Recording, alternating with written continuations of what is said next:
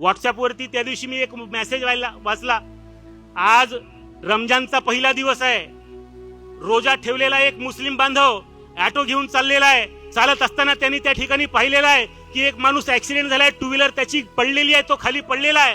त्याला उचललेला आहे, त्यांनी ऑटोमध्ये घेतलं, त्यांनी दवाखान्यामध्ये नेलं. दवाखान्यात नेल्यानंतर डॉक्टर म्हणतोय अरे याला रक्त द्यावं लागणार आहे, याला जर रक्त मी दिलं नाही तर हा जगू शकणार नाही. याला रक्त कोण देईल, कोणतं रक्त पाहिजे, बी पॉझिटिव्ह पाहिजे. तो ऑटोवाला उठून उभा होतो, अरे मी रक्त देतो त्याला, मी त्याचा जीव वाचवतो. डॉक्टर म्हणतो नाव सांगा. त्याचं नाव लिहिल्याबरोबर डॉक्टर म्हणतो की तुम्ही आता रक्त देऊ शकत नाही. तो म्हणतो का? अरे तुम्ही मुस्लिम आहात, तुमचं रक्त कसं चालेल, का चालणार नाही?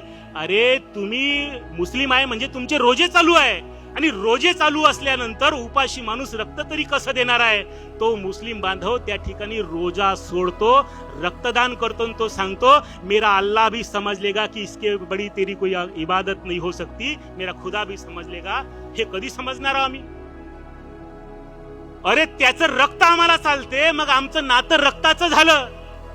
त्याचं रक्त जर आम्हाला चालते तर आमचं नातं रक्ताचं झालं.